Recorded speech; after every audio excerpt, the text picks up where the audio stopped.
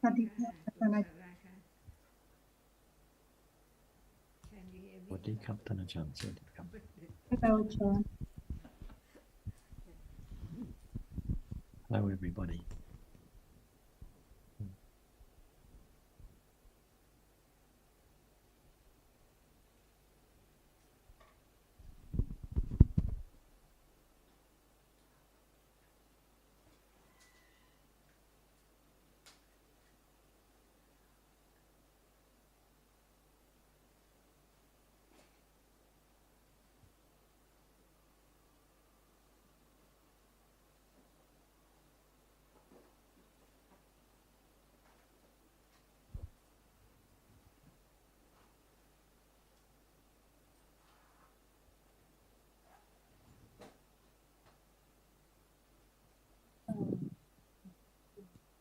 Dạ hiện tại thì Hà cũng chưa có câu hỏi à.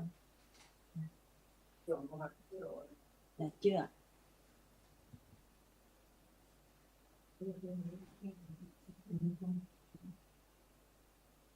Hay Hà cũng xin cái đề tài là nhờ A Chan có thể nói rõ hơn về cái duyên mà nếu không hiểu rõ được á, thì sẽ có nhiều cái duyên về, tại vì thấy á, cái sự rất là khó bởi cái việc mà vun bồi và tích lũy việc hiểu pháp, học pháp sao cho nó đúng đắn á. Thật sự thì cái duyên để cho mà học pháp đúng đắn và cái hiểu mà nó, nếu như mà nó không rõ nét thì nó dễ bị lệch qua cái tích lũy ngôn từ á. Thì Hà muốn nhờ A Chan dẫn dắt thêm điều đó.สวัสดีค่ะอาจารย์ and Jonathan. คุณหา from Nha Trang would like to raise the question. She would like to understand more about the condition for right understanding, because if currently we easily attach to the words, and if we don't understand clearly the meaning, and I mean that the right understand, we're not understanding correctly or clearly, so it's easy to attach to the meaning of the word. So could you please further explanation?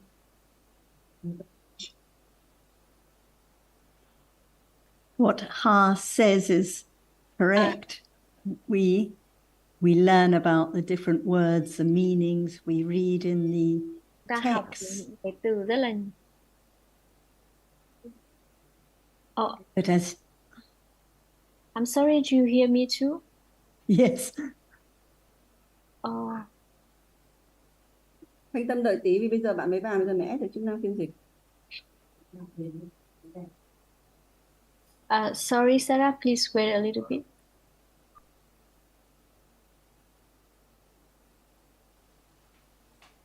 Ok, cậu nói đi.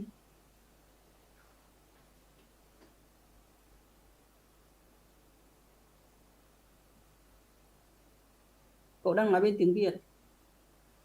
Just while we're waiting for that, Pampak, would you like to just mention who's present today? Because I see there's a room full of people, some of whom are familiar and some whom I can't quite see.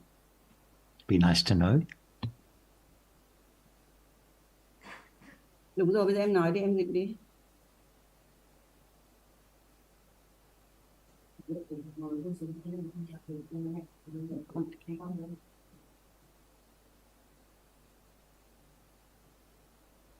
Thì lúc đấy là em đang ở phòng ngoài mà, bây giờ em vào phòng tiếng Việt rồi, bây giờ em dịch đi. Trước tiên bác John, thì như bác John có muốn hỏi là hôm nay mọi người giới thiệu xem là ở đầu có những ai, đúng không?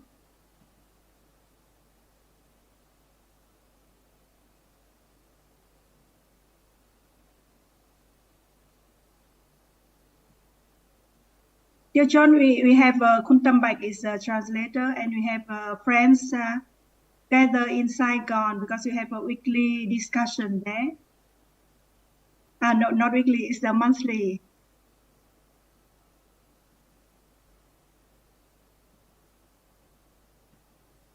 Thank you. Shall I carry on now, Yes. Tiny Tom? Go ahead.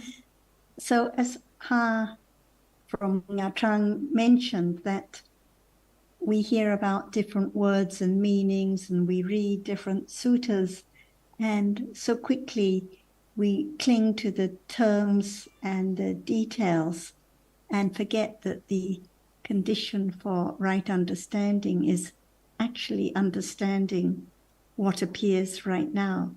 For example, we read about different words for attachment like lobha and raga and so on.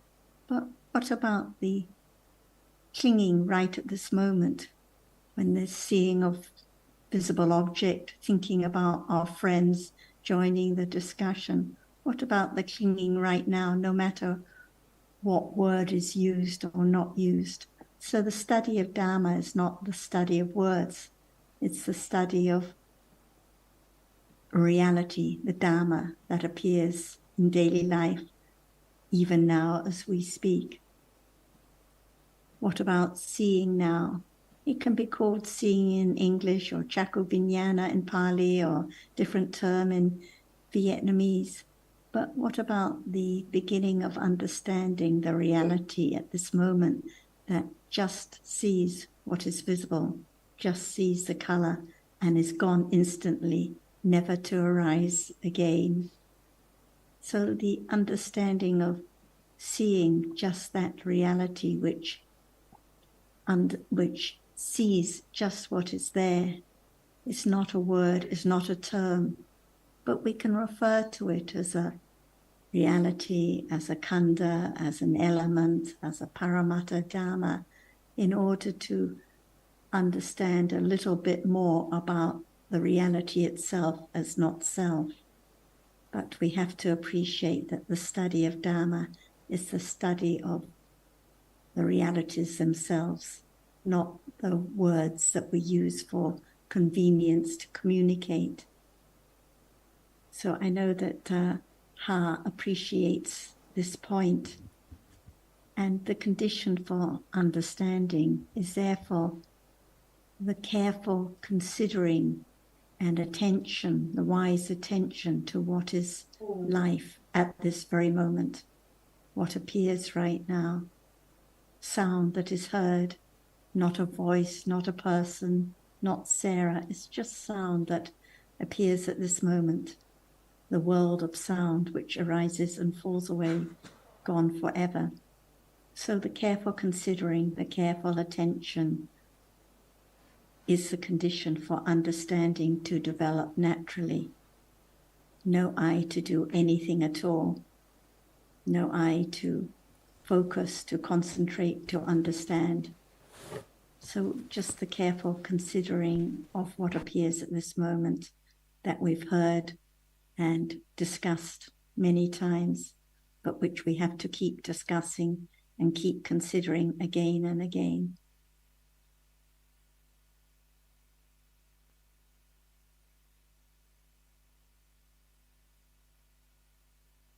Perhaps Jonathan or Jan would like to add more.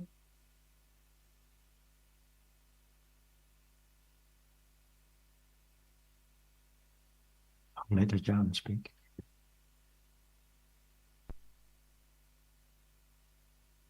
Firstly, I think of what about the understanding of what is there right now, not just the word. It's there, beyond any word at all. But there is a characteristic of what appears from moment to moment. For example, right now, as soon as one closes one's eyes, what is there? See, learn to understand what is there as it is. Naturally, open one's eyes and close one's eyes.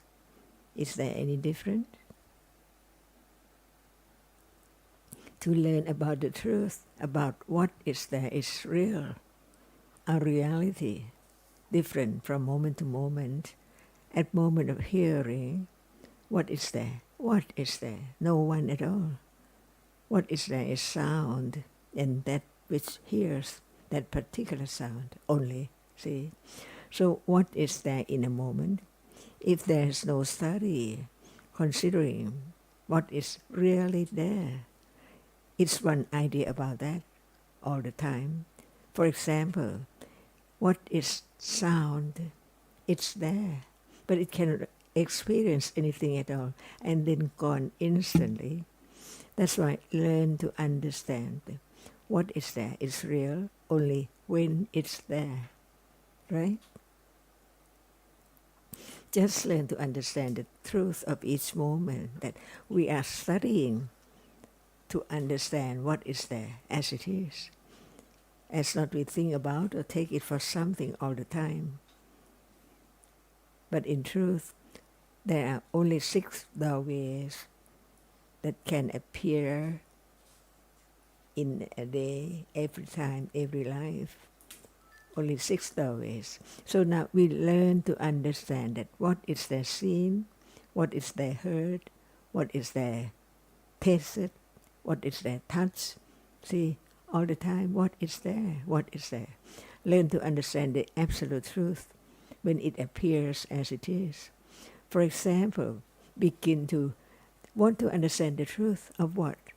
If there's no hearing, seeing, so on, where's the truth? That's why in order to have chanda, interest to understand the truth of what is there right now, it has to be beginning to understand what is there as it is. See, just the word as it is. Who can understand it so clear, so well, as it is? No one there at all, right? What is seen cannot be anyone at all, no one at all, but it's there. A reality which can be seen in life or any life. It's just that which can be seen. Is it true? The absolute truth, the ultimate truth is that it is seen now. So it's just a reality which is seen. And without seeing, it cannot appear to be seen at all. Only when seeing is there, experiences it. So we learn to understand in truth what is there in a moment of seeing. See, just what is there. A moment of seeing, is that right? And we learn more about the moment before seeing and the moment after seeing. But in truth, what appears has to be through one of 6 doorways, that's all. Just understand the depth, the subtlety of what is there as it is. It can be seen, no matter when and where. It cannot be heard, it cannot be touched. What is seen is only that which is seen. So where's the self or I or someone there? Impossible. Because seeing is seeing. No one. Beginning to understand what is meant by no one. To understand whether it's true or not. No one. Seeing sees. No I, not anyone at all. No snake, no cat, no dog, see. The truth is that it is a moment beginning to consider each word deeper and deeper. It is just a moment of seeing. Is that right? So now it seems so long, moment seeing, right? But in truth, many moments of seeing, not one long moment of seeing at all. That is not known. That's why Buddha realized the truth, and he thought about what is there from moment to moment. This moment is not previous moment, it's not future moment. So this moment is seeing, the moment of seeing.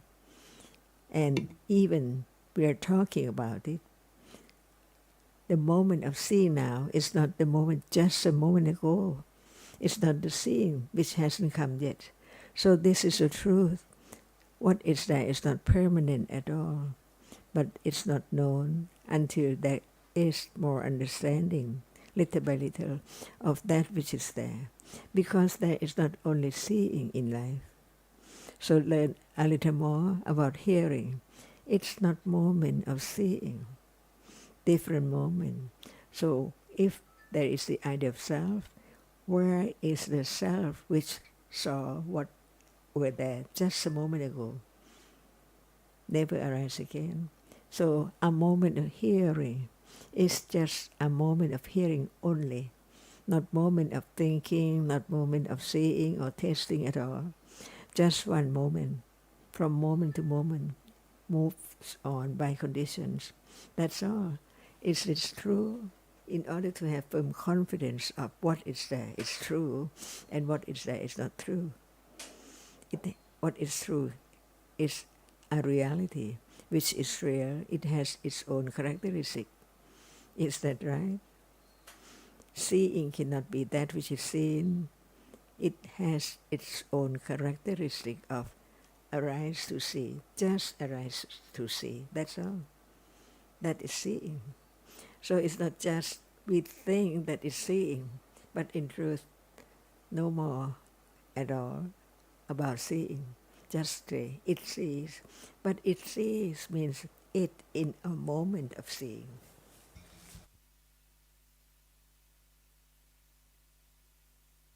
Is this true? Just learn little by little to have more confidence of the truth. And there are so many different reality in life, hatred, attachment, and so on. The taste is not the smell, and so on. All are real. Each one has its own characteristic, that's all. Can anyone change the smell to be sweet or hard? Impossible. And that is there in life from moment to moment. If they do not arise at all, there would not be anything at all appearing right now. But only one reality can be just one reality. So now, it's not I who see and hear and think. Seeing is seeing, hearing is hearing, thinking is thinking. And since it does not appear as it is yet, because the rapidity of the succession of the arising and falling away is so no expectation at all. That's why it cannot appear different from the way it is. That's why it arises and falls away beyond expectation, how short it is. So what appears is that it does not fall away at all. It's there all the time. So learn to understand what conditions such appearing, because the arising and falling away of each one is so very rapidly. And this is life, the hidden truth. That's why we learn to have confidence of the truth. Is it true? When it's true, it can be directly understood, little by little. For example, right now, hardness now appearing. There can be a little more understanding of hardness, like there can be a little more understanding of seeing, or a little more understanding of thinking. What is there in life can be learned little by little, that it's so true as it is. That's why it is a reality. A reality arises by conditions and then fall away in split second. No one, no thing. As we take it by nimitta, the shape and form of that which arises and falls away so very rapidly, as something seen like the box or whatever with such shape, long or short, different color and so on. So life is not as it is, but it appears to those who do not understand the truth as there is something, many things in life all the time, from moment to moment in life. The truth is forgotten, it's gone, never come back. So hardness now is not hardness previous ago at all. Even the idea, the thinking, is not the same. Keeps on running so very quickly through what is there, which arises and falls away as something permanent all the time.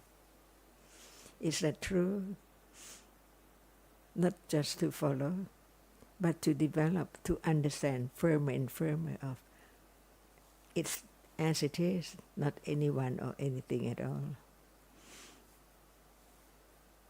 Is that what to be learned each moment in life, to really understanding it stage by stage, clearer and clearer, until the realization of the truth of one reality only at a time. So which one now? To begin, not by anyone at all, by conditions, all by conditions. This is what to be learned, what to be known in life, because it's there and then gone. Can anyone have such understanding by oneself that everything now is not permanent at all? Just learn to think about it, whether it's true or not. Seeing right now, and then hearing, so the next moment of seeing cannot be the same one which has gone instantly all the time. It's so true. But right understanding begin to develop. Intellectual understanding of that which now arises and falls away until it becomes true. Clearer and clearer and clearer. Letting go the idea of something from it. Is that what now we try or we develop the understanding of the truth? Nothing else. Just conditioned by understanding that it's so true. It can condition more interest to understand it better, clearer, little by little. Because the truth cannot be changed, you see. Each word has to be kept as it is, no change. That's why what can be object of understanding has to be exactly the same as now. It cannot be slower or it cannot be done to be the moment of understanding the truth. Understanding the truth is understand the truth of what is now as it is. Is it right? Or when the truth becomes true, it's different from what appears now.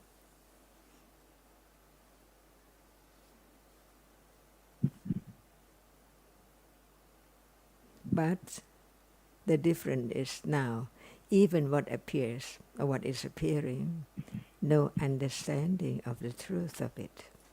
But the understanding can develop, hearing, considering a little more carefully until it develops the understanding of what is there.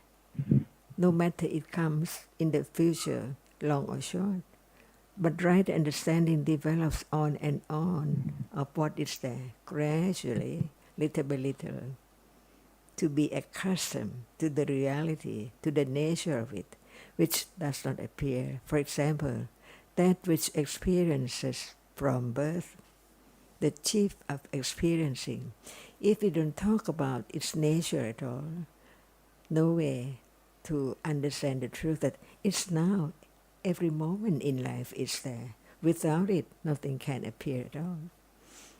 Firmer and firmer, little by little, naturally, truly as it is. So the object is exactly the same. The way it appears is exactly the same.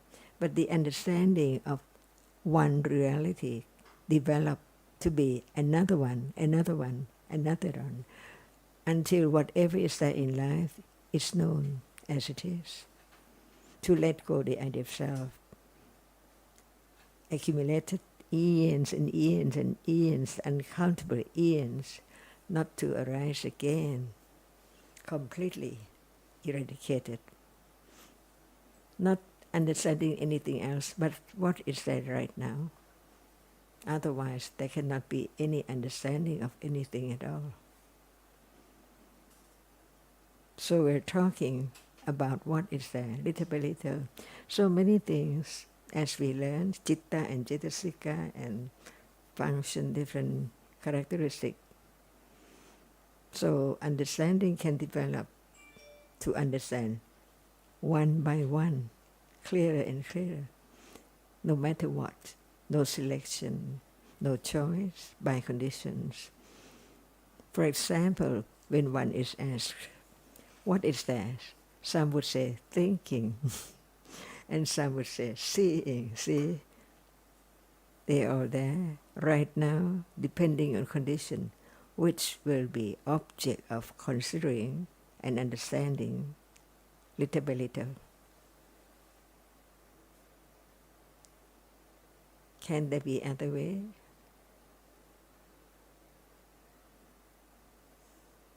It's there now. It appears as it is. What about attention to the characteristic of that which hasn't attended before, as no matter what it is, no name, no word, no need to say anything or any word, because the characteristic of that which is there appearing, no matter you call it color or visible object or what, it's there. It's there. It means no one, no I, and no thing. It is there. And the truth is that how much understanding of it, because next moment is the same. It's there by condition, again and again and again in one's life. So no matter we talk about the Ariya Satya, the Four Noble Truth, all about understanding the truth of what is there now.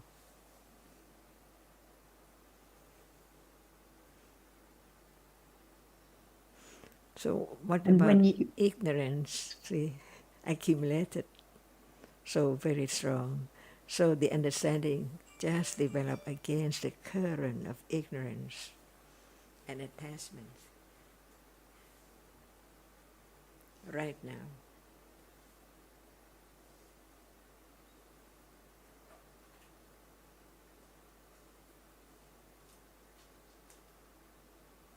and when you ask her about conditions for understanding, we can see that the clinging, the wishing to understand, the wanting to understand, the expectation of what will appear, these are all hindrances to understand.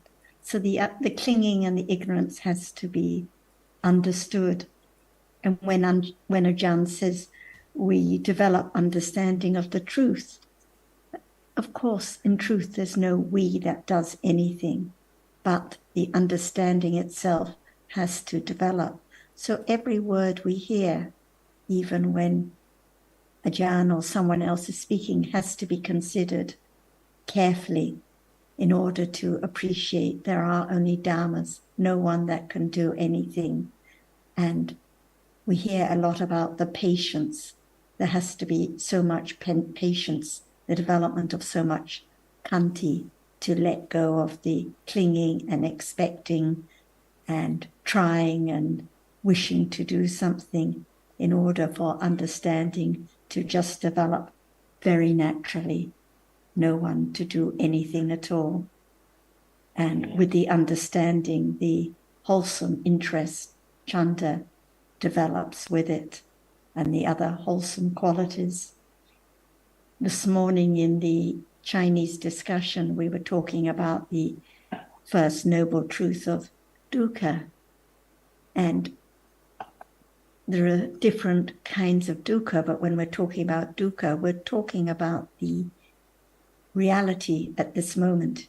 Each reality that arises, gone, never to arise again in samsara ever again. So it's not worth clinging to for even an instant, but without understanding more about the different realities now, the seeing now, the thinking now, the clinging now, there can never be the understanding of what is dukkha or of the what is meant by the arising and falling away of dharmas. So whatever we read about, it comes back to understanding life now, Dharma now, at this moment. Do you have any questions or comments, Ha? Because I know you've considered a lot carefully for many years.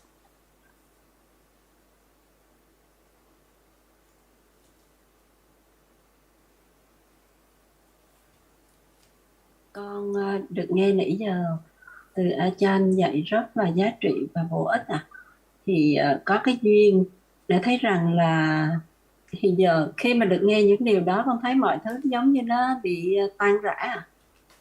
Mỗi thời điểm thì chỉ có một pháp thôi thì cũng của thời điểm mà nghe thì cũng có nhiều cái duyên suy xét rồi nó lại qua đi và được nhắc nhở vô cùng bổ ích và giá trị Con xin tri ân Và con cũng xin hỏi thêm một cái ý là con cũng từng được nghe là mỗi khi mà có hiểu thì nơi đó nó cũng có kham nhẫn, nó cũng có nhiều pháp khác nữa và nó cũng có sự dũng cảm nữa. Thì con muốn nhờ Ajahn và cô Sarah có thể phân tích cho con rõ hơn cái thời điểm đó như thế nào. While listening to explanation from Ajahn and Jonasara, so I feel that it's very beneficial for all of us to listen and to consider more about it now. And the more we listen, the more we consider and the more we understand. And I feel this is very beneficial for all of us. And I'd like to raise a question about when we, at the moment of understanding, there are also other wholesome qualities such as compassion. It's khanti and brave to listen more and to have more. So could you please explain more about at that moment of understanding, about the brave? And could you please explain further? Thank you. Yes, that's another good question. And Sacha also. Truthfulness. Yes, that's another good question from Ms. Ha.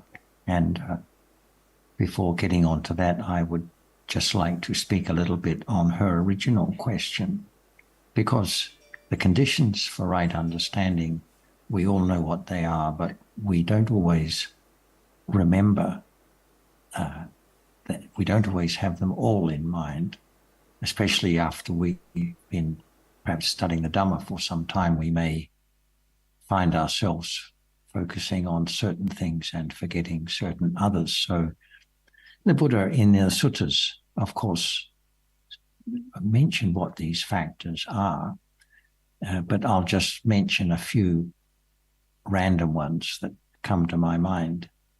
The first one, obviously, is one has to have heard the Dhamma explained, and this is not just something for beginners, but for everyone at whatever stage of development, because there needs to be the repeated hearing of the Dhamma, properly explained, in order for there to be incremental improvement in understanding, in order for there to be further conditions for further reflection. And then, of course, there has to be an interest in what has been heard. One has to find the subject interesting. And this doesn't mean wanting to have more understanding or wanting to be a better person, because what the Buddha explained was how things are at the present moment. And it is that the understanding will understand.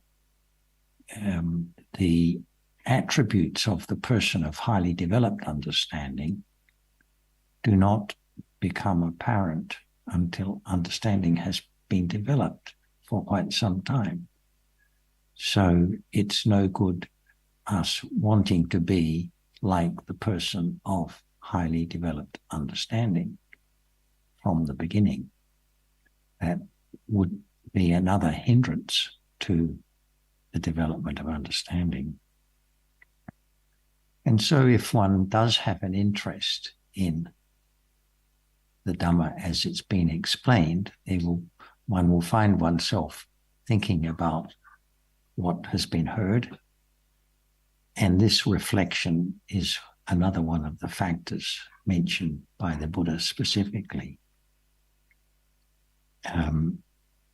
So this reflection is conditioned by one's interest in the Dhamma rather than an idea of developing more understanding. And there has to be also the appreciation that the Dhamma relates to the present moment.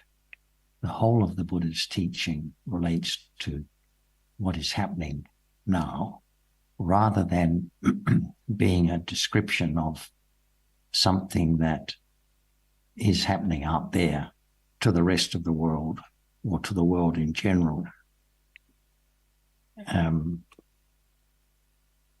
And when we say the present moment, we of course mean the conditioned realities of the present moment. And here we don't mean what we normally take to be the present moment, but we mean the realities that underlie our conception of the present moment. So we may think we are seeing a screen with a lot of people's faces, but as the Buddha explained, what is actually being seen is just the visible object. And then there is a lot of thinking about the shape and form of the visible object. And finally, and perhaps most importantly, there has to be what you've just mentioned, patience. I would put it this way, no expectation of anything happening at any particular time, because understanding develops by its own conditions. And those conditions cannot be manipulated. They can't be intentionally fulfilled by us so that understanding then happens. But it happens of its own accord. I thought Ajahn summed it up actually very neatly when she said earlier, learn what is real when it's there. Learn what is real when it's there. And this, of course, emphasizes the fact that it's only what is appearing at the present moment that can be the object of understanding. Some people have the idea that they need to track down all the things the Buddha spoke about. They want to know more about manasikara or chanda or these realities, thinking that if these can be encouraged, then more understanding will develop. But if they don't appear, they can't be the object of awareness and understanding.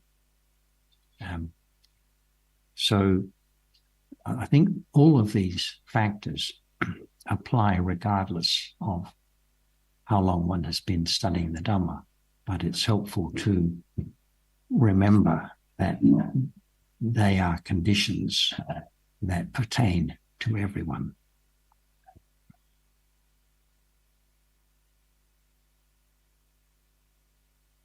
And just a brief word about Khanti.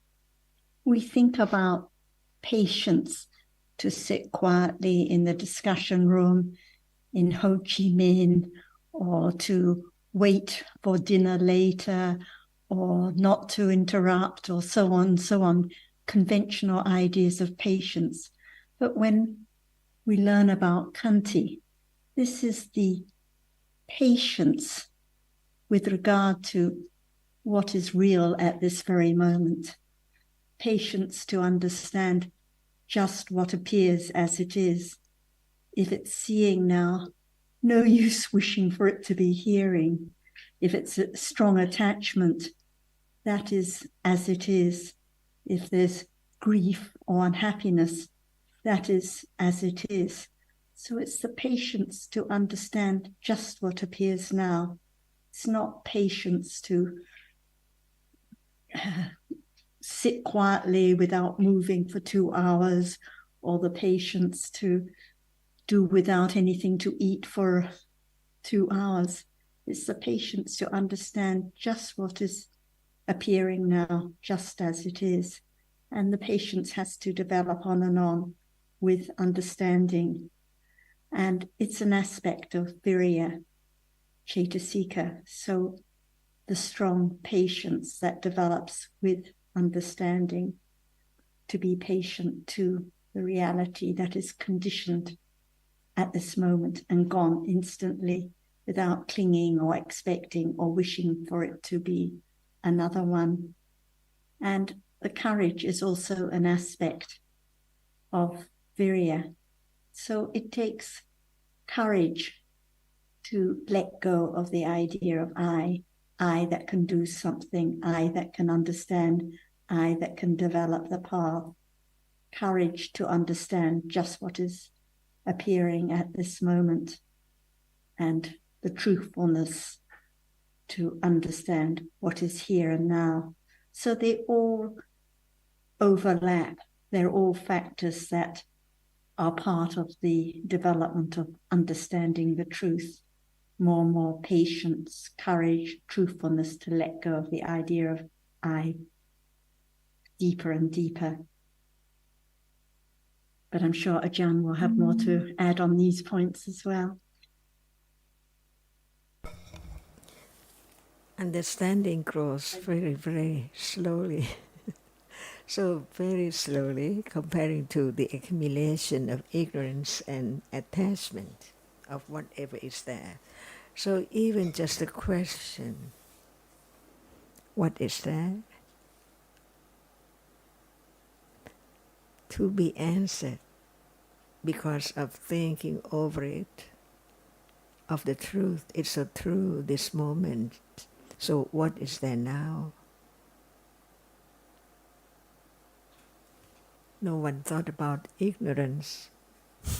See, all the time after seeing, hearing, smelling, tasting in life, but we talk about it just it's so very little, but in truth, enormously accumulated years and years ago. So it's so common for everyone to have such reality, no understanding. It cannot understand the truth of what is there. Right, when the question is, what is there? No understanding of what is there enough. See? And when we think about ignorance, so true. And attachment, it's also true. For example, when there's no understanding of the truth of that which appears, there is desire or attachment there, clinging to it by different manners, different aspects, just wanting to know the answer, or just what is there. Even what is there indicates attachment to that object unknowingly. See, very, very slight, very weak. That's why there are different degrees of reality. It can be very weak or very strong, no matter its attachment or aversion or whatever, stage by stage. So now, understanding that in life, lots of ignorance. See, this is right understanding of the truth. How can it be eradicated so soon? Impossible, because it's there all the time. What is seeing, See, ignorance cannot say anything about it, cannot understand it. But learning from the teaching, there is a reality which cannot understand the truth of what is there. Even it's there appearing, that reality cannot understand it at all, no matter how many days, many weeks, many months, until there can be a moment of hearing about the truth of it. It's a reality like other reality which arises and experience the object in different manners, different characteristics. The one arises to be attached instantly to that which is not known of the truth. What is it?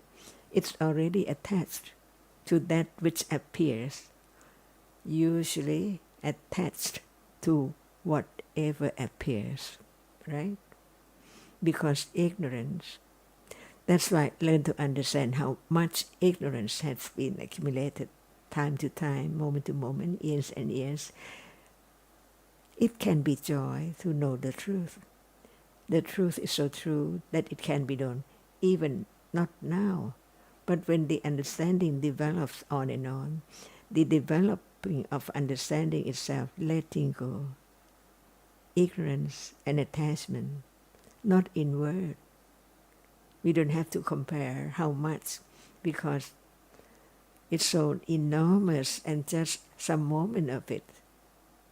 Can we say anything? How much understanding, letting go, ignorance and attachment. But it's so very, very tricky, attachment, in the day, different manners, until right understanding is so keen enough to understanding it. Why do we listen to breath, just breath, think about breath, talking about breath? Is that not because of attachment and ignorance? See, unknowingly all the time. That's why it arises by different conditions to be such and such in a day. After whatever appears is there. No understanding of the truth. That's why we learn to understand the subtlety, very deep truth is there. It needs more careful and more right understanding, little by little, to understand the truth little by little. At that moment of understanding, it let go by itself at moment of understanding. No need to do anything. When there's understanding, there cannot be ignorance and attachment as before at that very moment. And this is the only way. Ignorance and attachment is letting go, wearing away. So very little, like beginning to know where it is and beginning to touch, just touch. Not wash it away yet. The understanding is not strong enough.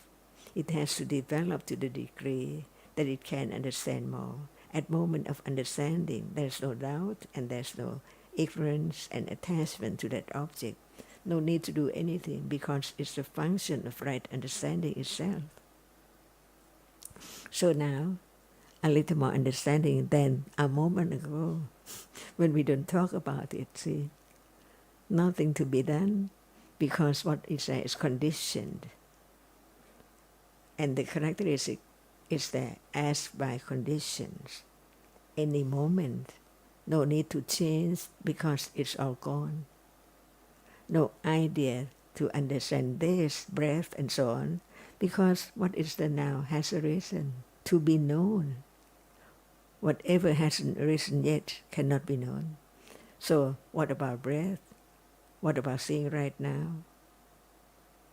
See, no selection, all by condition, accumulated. Later on, when right understanding develops, the understanding of no one can do anything, can condition, moment of understanding, why sati and panya just experience such object, unknown before, that it will be the object of understanding of that degree, see, by conditions. No need to try to understand breath. particularly? What for? What about now? Not breath. Is there any understanding of that yet? See? And this is a subtle way to let go the idea of self. Understanding nothing can be done because whatever arises is by its proper conditions. So what can be known?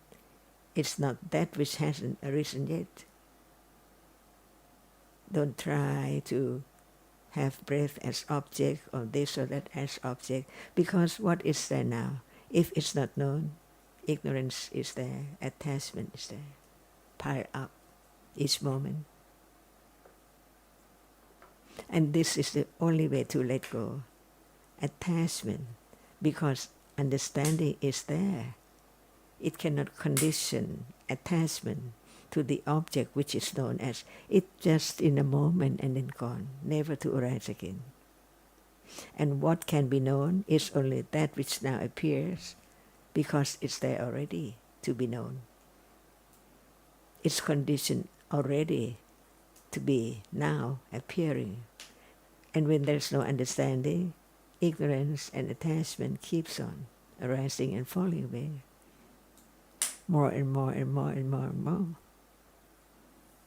And attachment, wishing to understand it, adding more strong attachment. It's so natural because the ignorance and attachment has been accumulated quite a long, long time ago.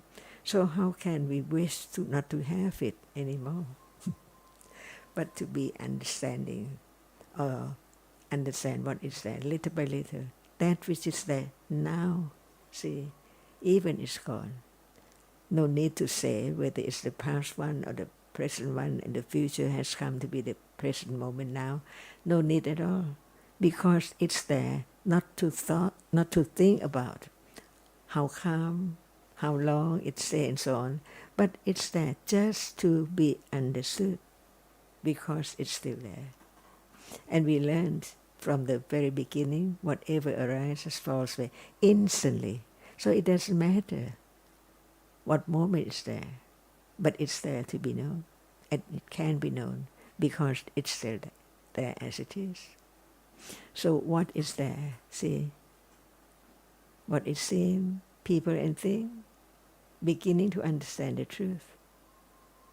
That is attachment with ignorance, not understanding it, that in truth, reality does not belong to anyone at all.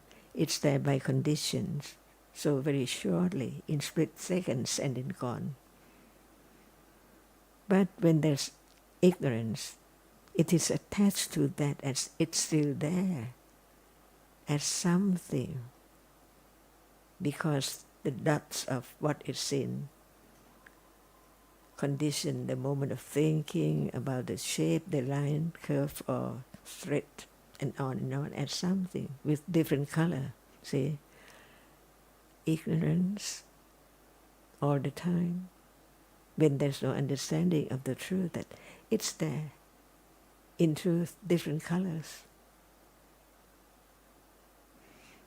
So ignorance and attachment play their parts at any time, not understanding the truth, attached to that which appears with shape and form as something. And me, see, in truth we just keep on saying, no one, no one, no one, not me. But it's there when it does not appear as it is. And when we use the word appear as it is, it has to be right understanding only that that object appears as it is. So right understanding develops gradually to know what is there as that which experiences. Without it, there's no world, nothing appear at all. But there is a reality which is conditioned to arise to experience the object. See, right now, it sees. No one can make it arise because it has arisen already by conditions, see, and it performs its function seeing. So nothing can see except that which is a reality which arises to experience an object. And when it's seeing, it cannot hear, it cannot think. Learn to understand realities as they are in order to let go ignorance, depending on condition how much in life for it to develop right understanding and less clinging and attachment and ignorance. And right understanding understands clearly. It's so true. It is so truthful to the truth. How much understanding of that which is from morning up to now, from yesterday to today, and go on tomorrow. How much understanding of that which is. It's not clear, right? It's only understanding the meaning. But the truth, the nature of that, which has no shape and form at all, just arise to see. See, if you don't use experiencing the visible object, it arises to see by conditions. So what are there in the world? 6 doorways only, while there are other realities too, but it does not appear to be known. We can talk about the moment before seeing and moment after seeing, what are there each moment, but it does not appear at all. What appears in life is seeing, hearing, smelling, tasting, touching, and mind. And what are there? Memory is there, marks and remembers what is there now. It performs its function. No other reality can perform such function. Each reality has its own characteristic and its own function right now to be known little by little. Otherwise, nothing can let go the idea of self or wrong understanding. If we try to go somewhere, try to do something, concentrate on this and that, no understanding at all. Never understand who's the Buddha, the enlightened one, and what did he say about now. So life goes on naturally as it is by conditions, so that there can be moment of beginning to understand that which is there appearing, not try to have something appear to be known. A little firmer confidence of the truth.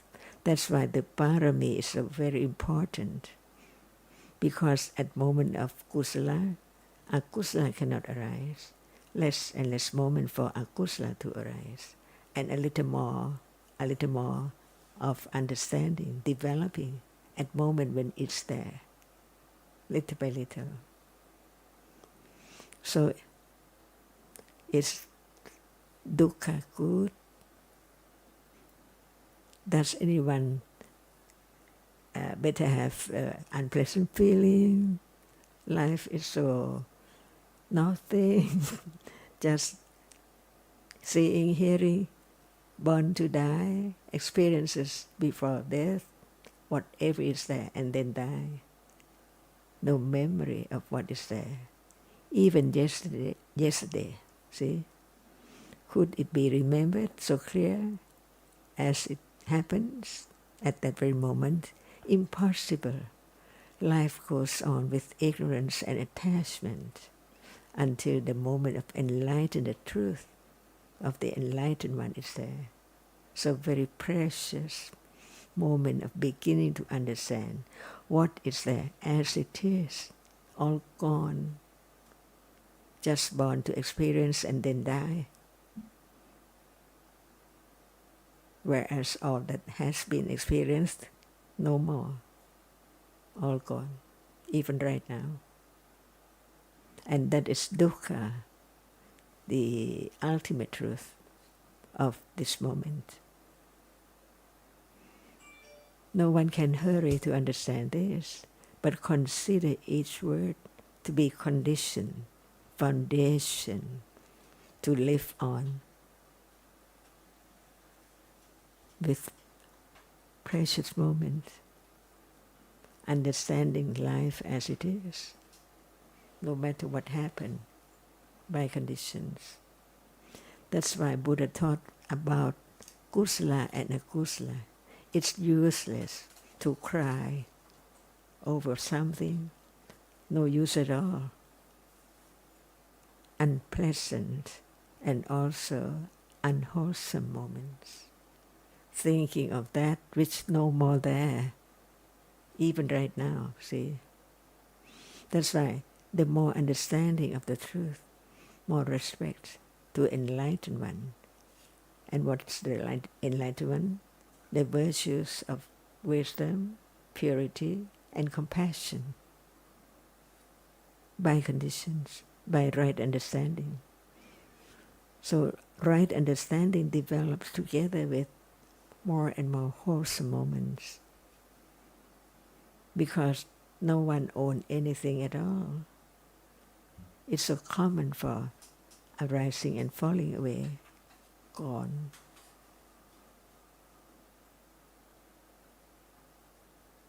Madman.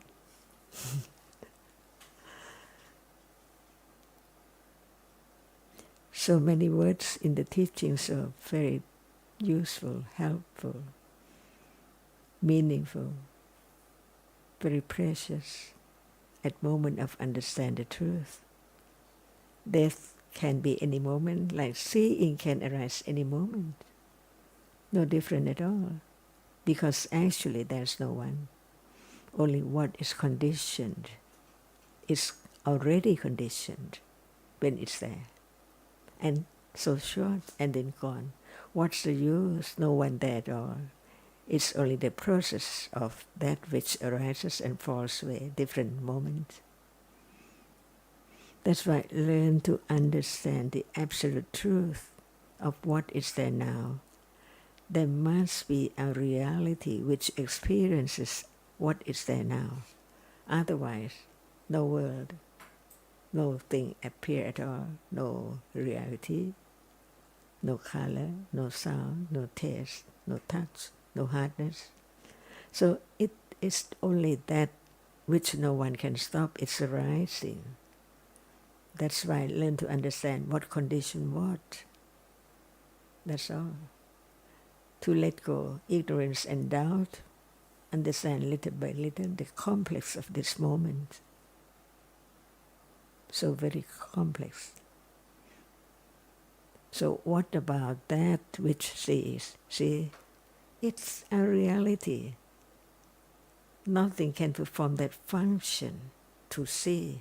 It has to be the function of a reality which arises to be the chief of experiencing an object. We can use the word citta or vijnana to understand the truth, no matter what word is used. It's a reality, just one reality which arises to experience the object clearer than the other reality which also experience the same object together, arising together, but it's not the chief of experiencing. So the clearness of the object appears to only that which is the chief. It is not ignorance, it's not attachment, it's not aversion. It is a reality only, which is the chief of experiencing what is now appearing. Without it, nothing can appear. Attachment is attached to that which that object, that reality arises and experiences it clearer than the other. So each one has its own characteristic and its own function, different degrees conditioned by the accumulation, so very complex from life to life. Not even one moment can be the same. if we don't talk about the category or the function. Seeing now sees the object which hasn't been seen before, see? No matter at what time. And this moment of understanding the truth that actually there's no one. It's letting go, ignorance and clinging. So now, what is there? See? There must be a reality which experiences the object, but the object is not known, but it is there, appearing, the reality which experiencing. But there is doubt, no thought about it. So when it's there, what is it? See? And when we learn about the reality which arises and experiences, but not wise enough, not firm enough to understand it, it's that which is asked, what is there? So what is there? There must be a reality which arises and experience an object, but the object is not known, and the object does not appear when that reality, which is the chief of experiencing an object, appear. But it depends on understanding. If understanding is not keen enough, it cannot really understand the truth, that it's that which experiences an object. And when there is the understanding of the truth of one reality, there can be a little more understanding of any truth, of any reality, little by little. When the understanding of the reality which arises and experiences the object clear enough, that there are many characteristics of that, which sees, and that which hears, and that which likes, or that which hatred, so on. Is this true? And this is Satya Parami. Be truthful to the truth. It's so true. So at moment of hearing any word about the Dhamma, right understanding understands whether it's true or not. When it doesn't talk about the truth, it's not true. It's wrong. Just one's idea or someone's idea, depending on whose. So right understanding is so very precious, because among all kinds of conditioned reality arising, right understanding is the most precious.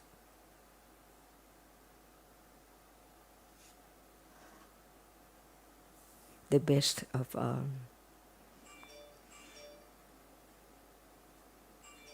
So now, beginning to understand the general truth of the first Ariya Satya. Whatever arises falls away, even right now. But everyone seems to be the same. See? Because it does not show up as it is. So the idea about it is the same, the feeling towards it is the same, because the truth that whatever is there arises and falls away in split seconds as normal. So what is there taken so very normal, depending on understanding, how much understanding of that it's there, not my arm, not a table. See, beginning to understand the meaning of what is true, what is real, and what is the absolute truth. And it arises by condition and falls away unknown until it's known, even by way of nimitta.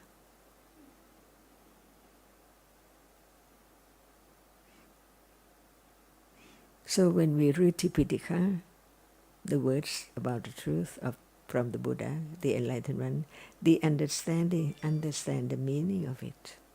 But when there's no understanding, wrong understanding is there.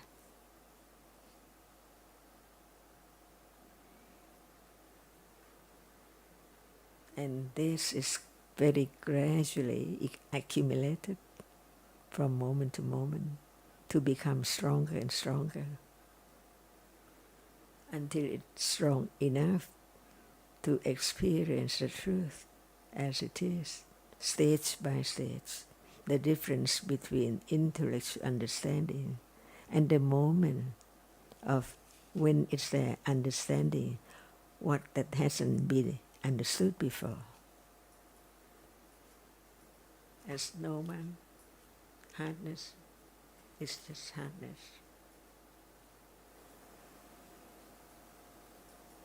And when there is a little more condition to think about it, see, while before hearing and understanding of the truth develop, different, because in a day no one think about the truth of what is there as it is. Seeing is seeing, not I see or anyone see, until it's time to condition moment of even just thinking about it,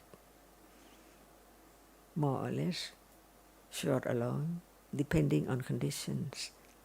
And the understanding becomes keener and keener, little by little, firmer and firmer. It takes quite a long time comparing to the accumulation of ignorance years and years, uncountable years ago, up till now. So right understanding needs viriya and khanti to work its way through the stream or the storm of ignorance and attachment. Better than none. And this is the only way, the very subtle way, because all Four Noble Truth is so very subtle. Even the path is now is subtle.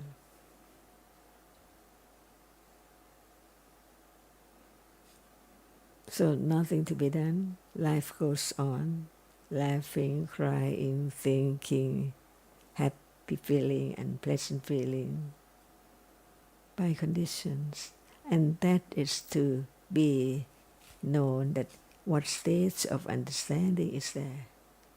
Enough to think or to know or understand it, that it's just a reality. No one is present, no one is crying, no one is laughing. Different realities in life. Until doubt is less and less and less. And along the way to understand the truth, it's still there. For example, what is there now?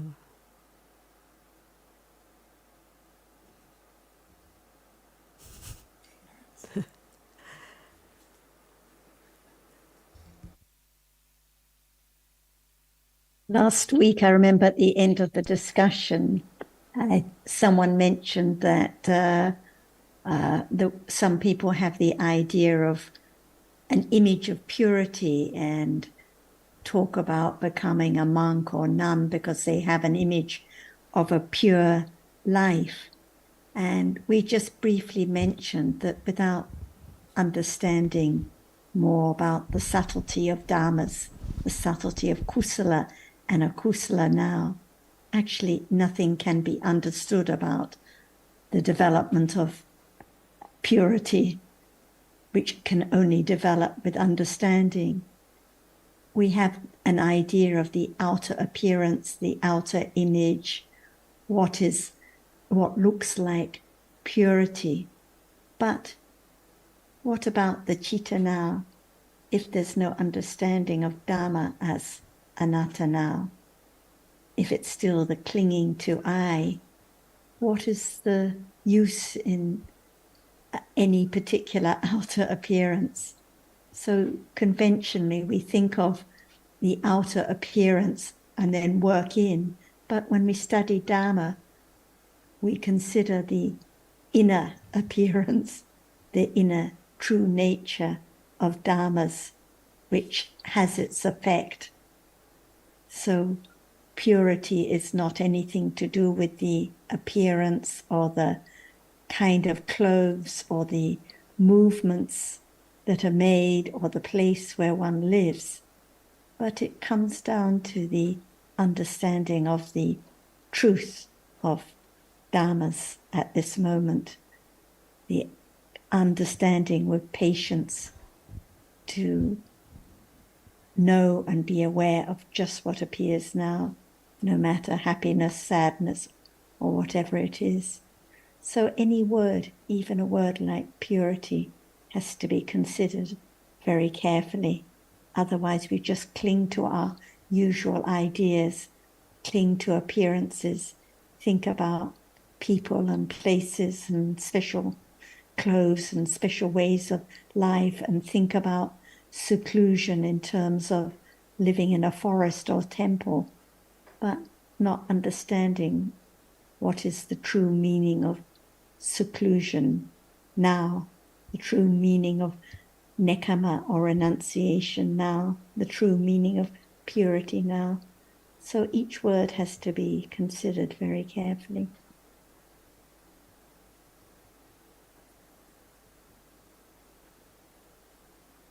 I don't know if Ha or anyone else has any other questions today.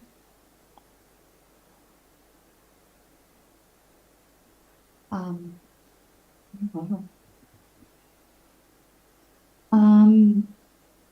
Khánh xin chào Ajahn, Savadika Ajahn, Joint Sarah and everyone.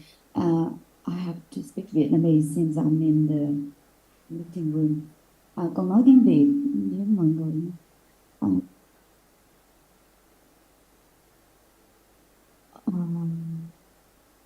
Thôi em ơi, vì bây giờ cái phòng bên này đang thiết kế như này, em thấy là nó đảo. Chị nói tiếng Việt nhé. Hồi nãy giờ con chỉ suy nghĩ là con muốn biết thêm về chánh tư duy, bởi vì chánh tư duy và chánh kiến là hai chi của bát chánh đạo mà là trí tuệ. Nhưng mình thường được nghe về chánh kiến, nhưng mà ít khi được nghe về chánh tư duy, cho nên con muốn xin được nghe thêm về chánh tư duy ạ. Lian would like to raise the question about right effort, right consideration is a Dhamma Sankappa. Dhamma Sankappa. Yes, thank you. Yeah, please have a further explanation about this.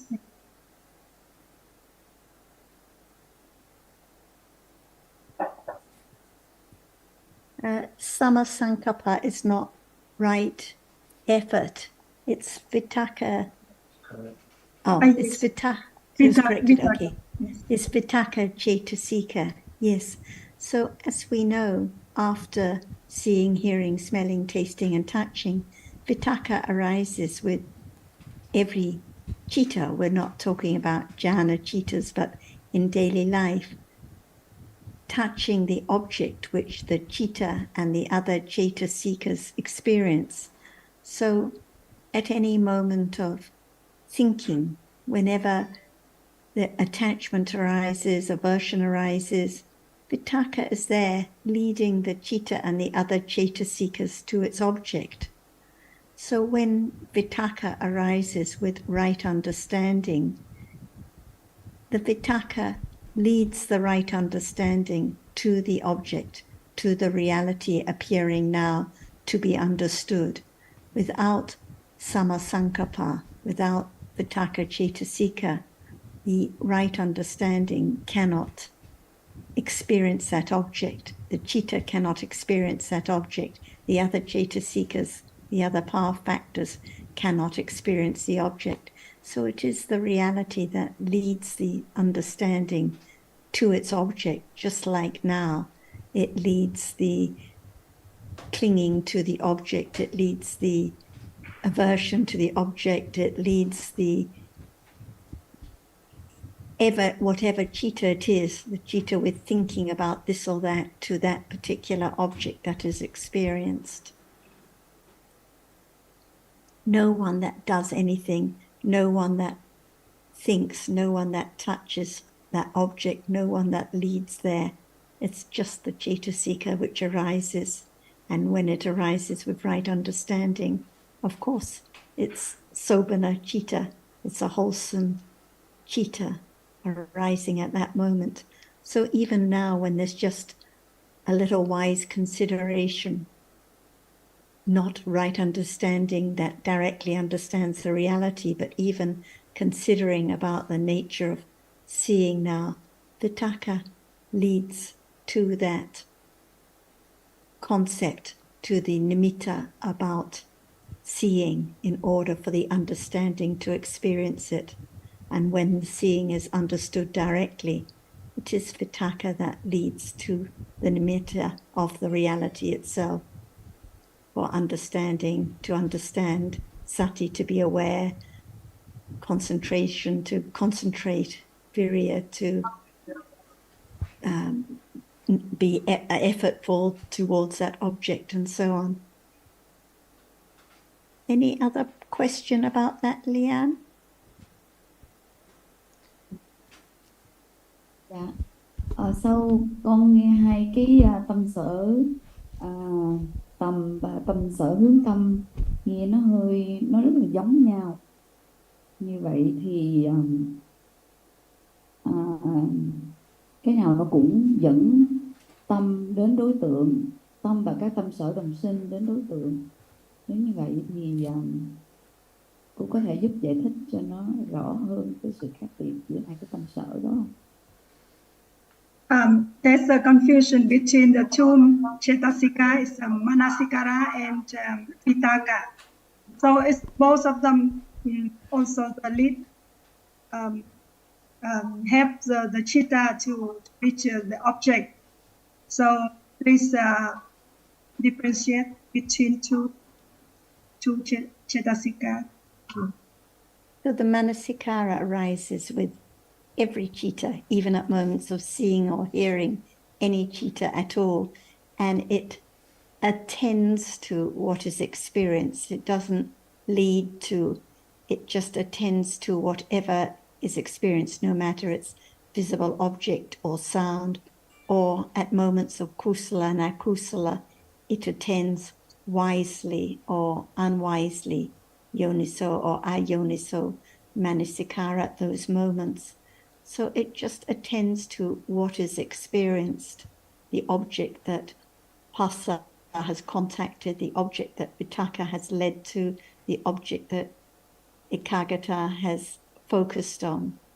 So it attends at that moment. Like now, there is attending to the sound, attending to the visible object, attending to whatever is experienced at each moment. So different function. And it's right now.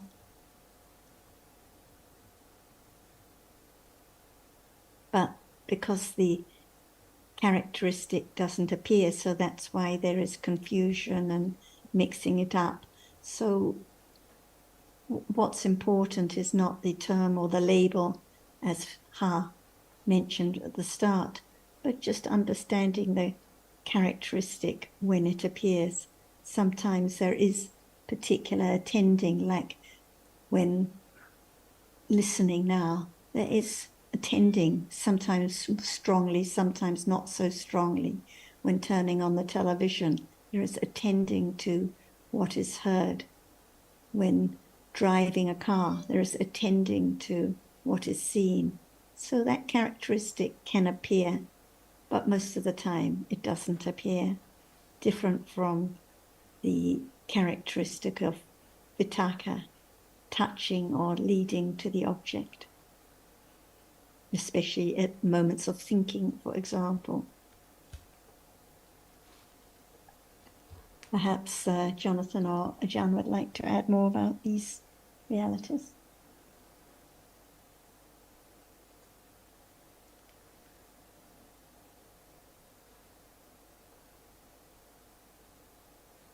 Just briefly from me, they are both, as you say, mental factors.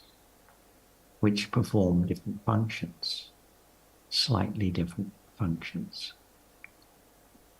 As far as I know, neither is likely to be directly known, at least only by very advanced understanding perhaps, but they're not like mental factors like lobha, dosa, or feeling that are likely to appear and be known.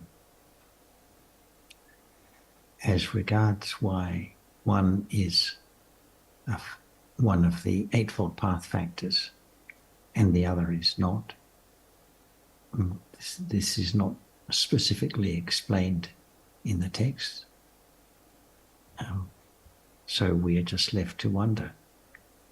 The description in the text of Sammasankappa refers to correctly thinking about the way things are, but it doesn't really give us any indication as to why one is an Eightfold Path factor and the other is not. Of course, all the Eightfold Path factors are just Cetasikas, and wisdom, understanding, right view is the leader. So if right view is there, then the other mental factors are there also. And it's not as though we have to even have an intellectual appreciation of what function the other factors perform. We don't have to think about that directly, but of course it's interesting to consider, I suppose. Sorry, can't be of more explicit than that.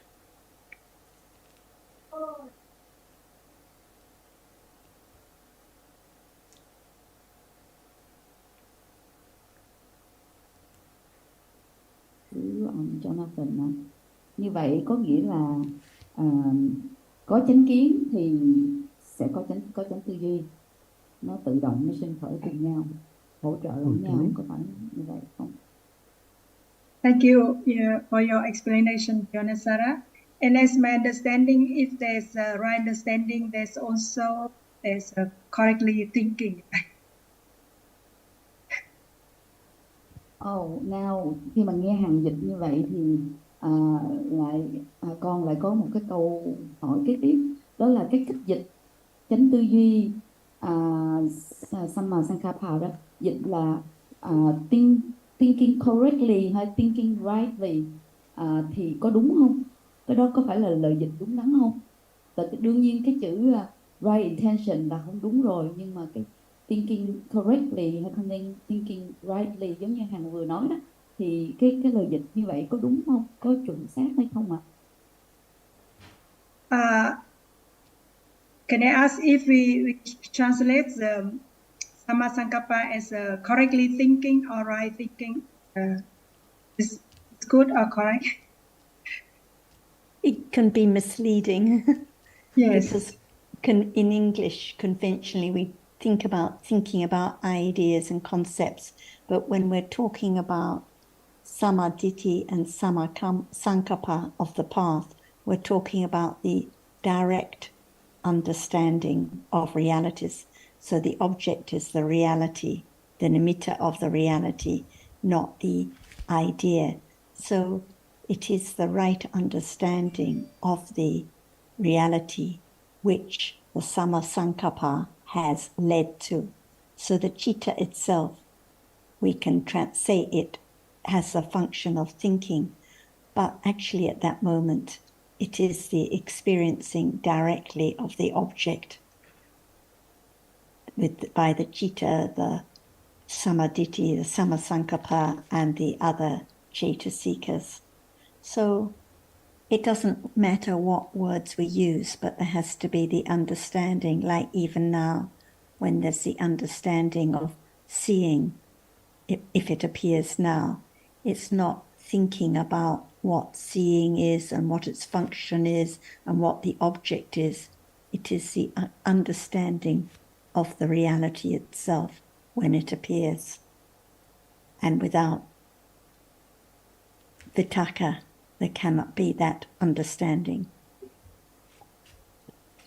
I think we're just about out of time, so let's just see if Ajahn would like to add any words before we finish.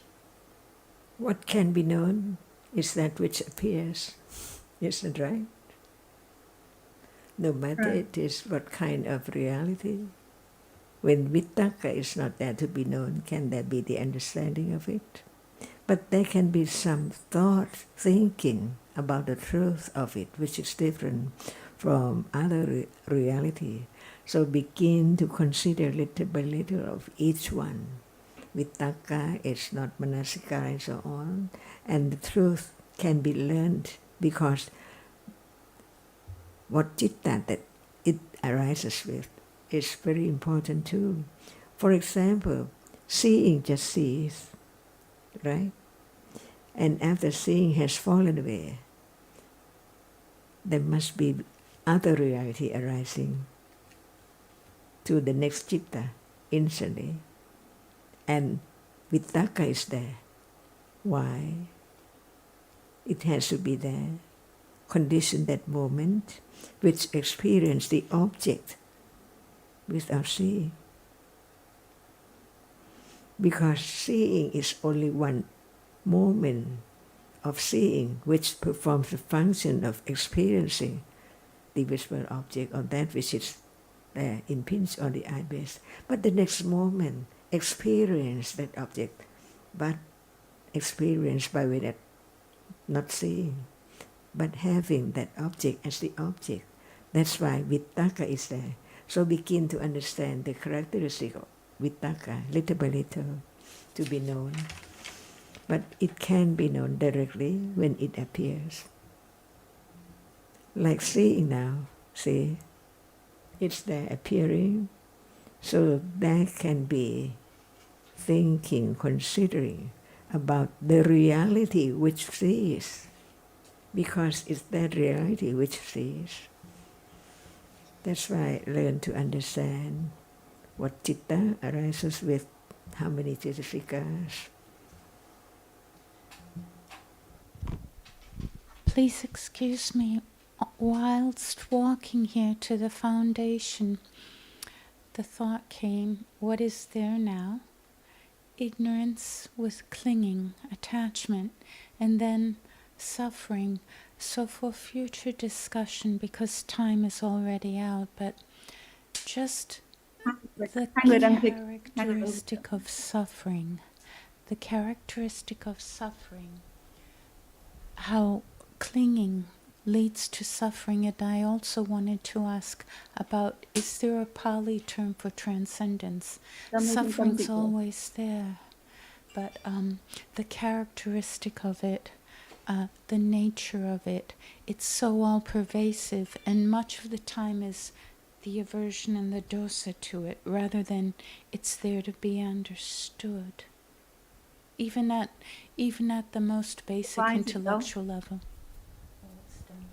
Eve, I think maybe you can bring up your points on Saturday in the English discussion, so because the Vietnamese are just finishing their Vietnamese discussion and just winding up now. So they're good points, but bring them up next Saturday would be best. Appreciate sharing today. Nice to see everybody. Are all friends from Vietnam.